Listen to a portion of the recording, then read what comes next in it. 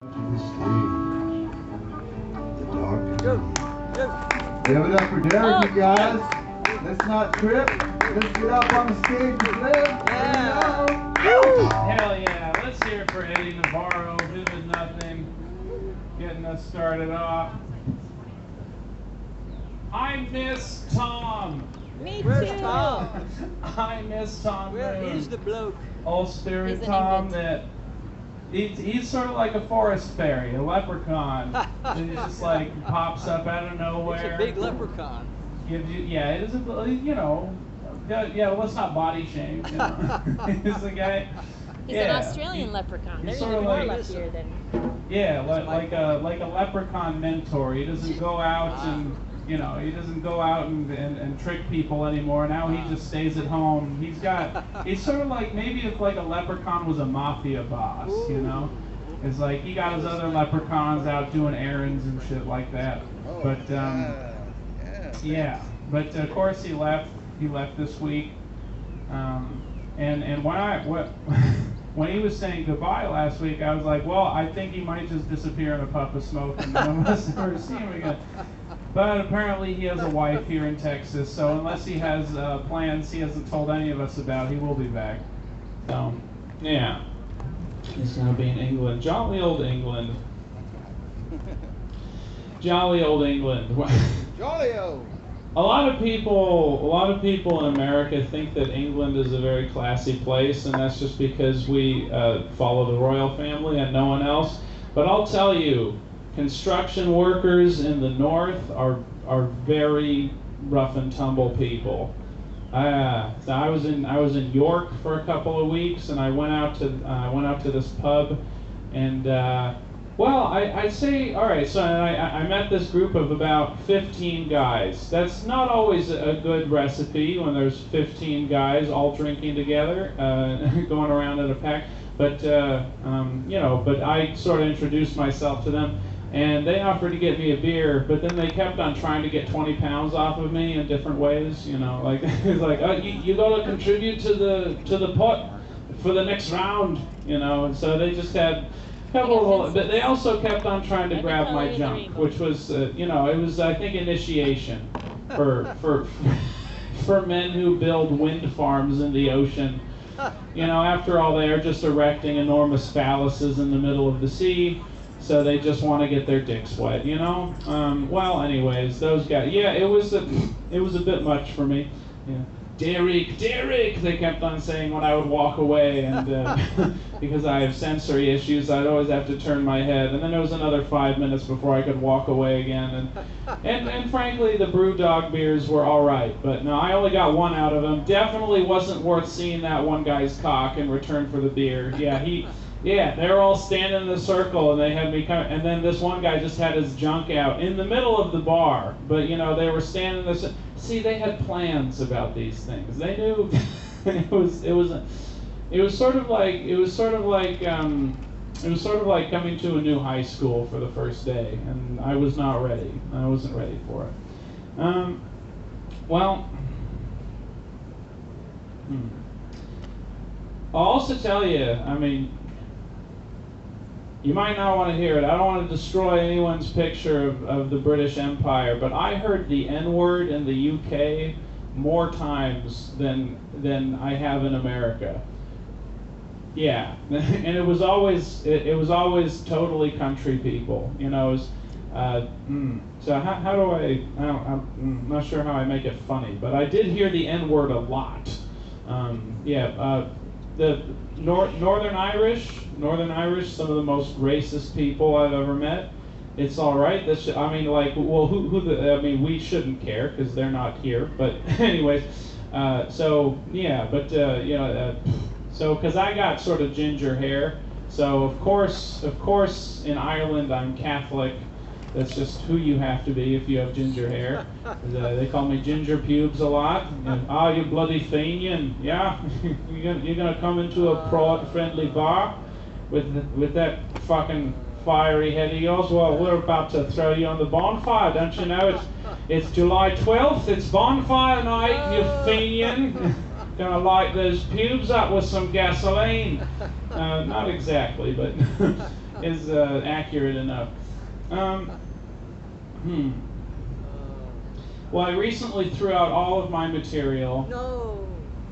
What? No? Or Tell us no. no? Tell us no. No. I threw it out because a lot of it was this hacky bullshit. Like it's like Kim Jong-un has been telling the people of North Korea for decades that he can't poop. I think he's full of shit. You know, which is a fun little joke, but it has nothing to do with real life, right? Other than the fact that, you know, Kim Jong-un used to be fat. And, you know, he's not as fat now. I started looking up videos of Kim Jong-un talking because I wanted to make fun of him because I just sort of imagined that he talked like this. By the way, no, but he's a very he's a very deep kind of a voice, you know. All right, a little bit much there, but he also speaks Swiss German because he went to boarding school in Switzerland for most of his early life, which is maybe not what everyone expects. But whenever you read the bios of like revolutionaries from other places, whether it's like Ho Chi Minh from Vietnam, you know, or Ho Chi Minh, or like Che Guevara, it's like they were all educated in Europe and imported it back. Like all these people who are like who everyone would imagine are just these kind of like maybe like poorer, but no, it's they're all part of they're all rich as hell, and it's you know, like people like Ho Chi Minh, you would have expected that he's some kind of like you know, some kind of like gritty freedom fighter, but no, he's a rich kid who had a lot of toothless people doing his errands, I guess. You know, but that's par for the course. Don't hate the player, hate the game, you know. You can't, I mean, Swiss boarding school sounds like it could be fun, but you know, they probably pulled his pants down a lot, Kim Jong-un. They probably wanted to see, is an Asian man's penis sideways? Is it, you know, okay, because you know the rumor about the Asian vaginas before we had the internet, right? They're supposed to have sideways vaginas. And that just seems a lot more like a wallet to me than, right? I've heard that. Yeah. I only know about it because I do stand-up, and people talk to me. It's like, yeah, well, back in the 90s, I'm like, oh, holy shit, where was I during the 90s? All right, inside. My mom didn't let me have play dates. Very sheltered existence. Huh? It was the J.C. Penney catalog for me. I never jerked off to the J.C. Penney catalog. Is that what you're insinuating? Like, I mean, every now and again there was a Victoria's Secret catalog that came, and I mean, yeah, and that was cool and everything, but yeah, but by that time I could still, by that time I could Google boobs. I almost said booble goobs. Yeah. Too many boobs. I remember. Oh, that's blasphemy there. There's never too many boobs. Never too many boobs. I mean, speaking of Asian people, they had it wrong. There's never too many boobs. Don't throw those children into the sea. Now what China's having to do to deal with the fact that they killed all their girls for a few years is that there aren't enough women in China for men to have relationships with, marry, fuck, for them to be prostitutes. But, you know, maybe they'll have the Handmaid's Tale kind of situation, because if you have that few women, then you need them to be whores in order to drain the cum out of the country. I'm sorry, this is pretty gross, but yeah, it's also, there's, you know, some truth to it. So they keep on importing brides from Thailand and Vietnam. Little do they know that half of them are boys. But anyways, they keep on importing them. And yeah, and then now what are Thailand and Vietnam going to do? It's like, well, maybe they should need to start killing their boys so that there will be enough boobs. See, the boob economy is really what we need to be focused. There needs to be 2 boobs. Anyways, whew, okay. Yeah, well, gotcha. Yeah, the balance. Yes, exactly. The balance of boob distribution in the world is critical to now.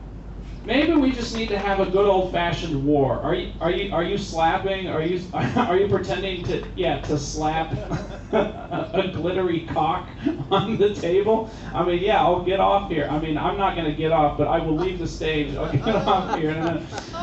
Thank you. It's yeah, right. So yeah, maybe we need to just have a good old-fashioned war, so a lot of the men die, and then there are enough boobs to go around. Yeah. All right, you guys, make some noise for yourselves. You keep it going for the Cherrywood Coffeehouse. One more time for Eddie Navarro and all your other artists tonight. Thank you. My name's Derek. Me, yell. We're going to tell Tom on you. Good stuff. For blowing up his spot. What are you going to tell him? No, he likes it.